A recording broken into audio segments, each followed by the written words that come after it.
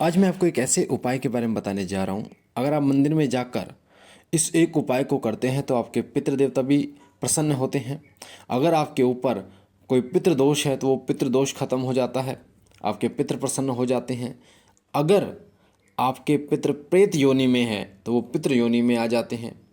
अगर आपका कुल देवता, आपके जो कुल देवता हैं वो आपसे नाराज़ हैं, या आपके कुल देवी आपसे नाराज़ हैं, या उनकी कृपा आपके घर में नहीं हो रही है, या उनका वास आपके घर में नहीं हो रहा है, तो एक उपाय बताऊंगा जो बहुत महत्वपूर्ण है। इस एक उपाय से आपके पितर भी प्रसन्न होंगे, कुल देवी भी प्रसन्न होंगे और कुल देवता भी प्रसन्न होंगे। मंदिर में जाकर शिवलिंग पर आपको इस एक उपाय को करना है। बहुत ही महत्वपूर्ण बात बताने जा रहा हूँ, वीडियो को ध्यान से सुनना बारीकी से, ताकि एक एक चीज़ आपको समझ में आए। अगर आपके पितृ प्रसन्न नहीं है, आपके कुलदेवी कुलदेवता प्रसन्न नहीं है, तो आपका घर एक दोषपूर्ण घर कहलाता है, जिसमें पितृदोष, कुलदेवी दोष और कुलदेवता का दोष लगता है, जिसके कारण आपके घर में अलग अलग दिक्कतें आनी शुरू हो जाती हैं, परेशानी आनी शुरू हो जाती है। जैसे कि पैसा नहीं रुकता है, कर्ज बढ़ना शुरू हो जाता है, पैसे के रास्ते बंद हो जाते हैं, पशुओं पर मार पड़ती है, एक्सीडेंट होने शुरू हो जाते हैं, घर से बीमारियां नहीं जाती हैं, उल्टे सीधे आप निर्णय लेना शुरू कर देते हैं। ज़मीन जायदाद में आपके ज़मीन और जो जायदाद होती है या ज़मीन से जुड़ा कोई विवाद होता है उसमें आप हार मारने लगते हैं, आपको नुकसान होने शुरू हो जाते हैं। शारीरिक पीड़ा का भुगतान आपको करना पड़ता है, प्रेत बाधा आपको पकड़ लेती है। अगर आपके पितृ प्रसन्न नहीं है, कुलदेवी और कुलदेवता प्रसन्न नहीं है, क्योंकि कुलदेवी और कुलदेवता और पितृ हमारे घर के सबसे प्रथम देवता होते हैं, जो हमारे माता पिता की तरह हमारे साथ रहते हैं। तो आपको करना क्या है, एक उपाय करना क्या है। सबसे पहले ये उपाय आपको लगातार लगातार आपको 11 दिन करना है।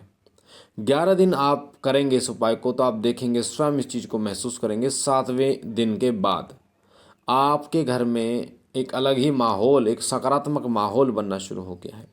आपके घर में जहाँ बरकत नहीं होती थी वो बरकत आनी शुरू हो गई है। आपके घर में बीमारियाँ जो जा नहीं रही थी वो जानी शुरू हो जाती हैं। आपके घर में पैसे से जुड़े रास्ते खुलने शुरू हो जाते हैं। जब आप इस उपाय को करते हैं 11 दिन और 7वें दिन के बाद आपको इसका रिजल्ट देखने को खुद मिल जाता है। ध्यान रखना इस बात को। करना क्या है वो सुनिए। आपको एक जल का लोटा लेना है। एक जल का लोटा लेना है। आप तांबे का ले सकते हो, पीतल का ले सकते हो, स्टील का ले सकते हो, जो आपकी इच्छा, मिट्टी का ले सकते हो, कोई इशू नहीं, कोई परेशानी वाली बात नहीं।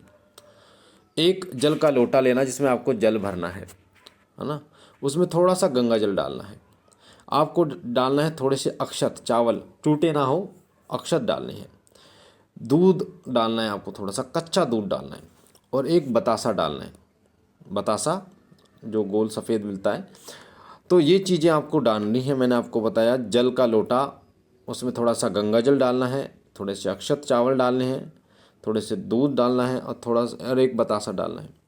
अब आपको ये जो आपको मैंने आपको सामग्री बताई है, ये सामग्री आपको अपने घर से लेके जानी है। ऐसा नहीं है कि आप मंदिर से आप जल भर रहे हो, आपको अपने घर से लेके जानी है इस सामग्री को।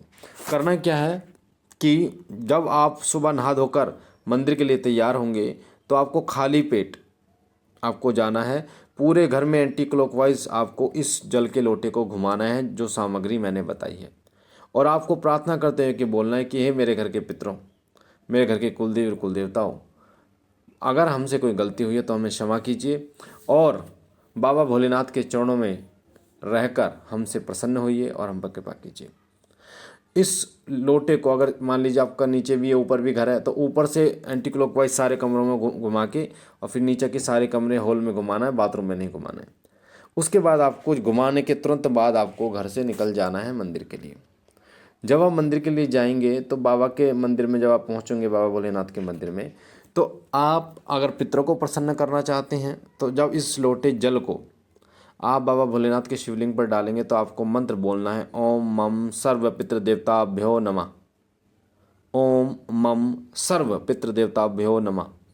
ओम मम सर्व पितृदेवताभ्यो नमः। इस मंत्र को बोलते बोलते आपको बाबा भोलेनाथ को स्नान कराना है। ठीक है। अब अगर आपको कुलदेवी को प्रसन्न करना है तो ओम मम कुल देवीभ्यो नमः। ओम मम कुल देवीभ्यो नमः। ओम मम कुल देवीभ्यो नमः। अगर कुल देवता को करना तो ओम मम कुल देवताभ्यो नमः। ओम मम कुल देवताभ्यो नमः, ओम मम कुल देवताभ्यो नमः। इस मंत्र को पढ़ते हुए आपको स्नान कराना है। अगर कोई दोष भी नहीं है आपके ऊपर, कोई दोष नहीं है आपके ऊपर, ना कुलदेवी दोष, ना पितृदोष, ना कुलदेवता दोष, और आपके घर में सब अच्छा चल रहा है और आप चाहते हो उनको जागृत करना, पितरों को जागृत करना, कुलदेवी को जागृत करना, कुल देवता को जागृत करना, आपसे बात करें, सपने में मार्गदर्शन करें, आपका सवारी आपके पास आए, तो भी आप इस उपाय को कर सकते हैं लगातार 11 दिन। हर सोमवार के सोमवार आप कर सकते हैं इस उपाय को।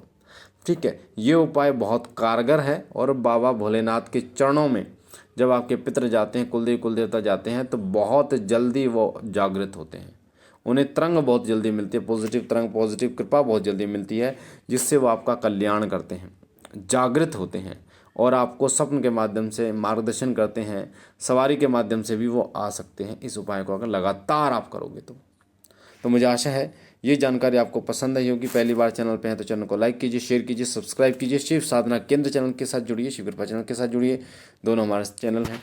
हम मिलते हैं एक नई जानकारी के साथ, तब तक के लिए ओम नमः शिवाय, ओम नमः शिवाय।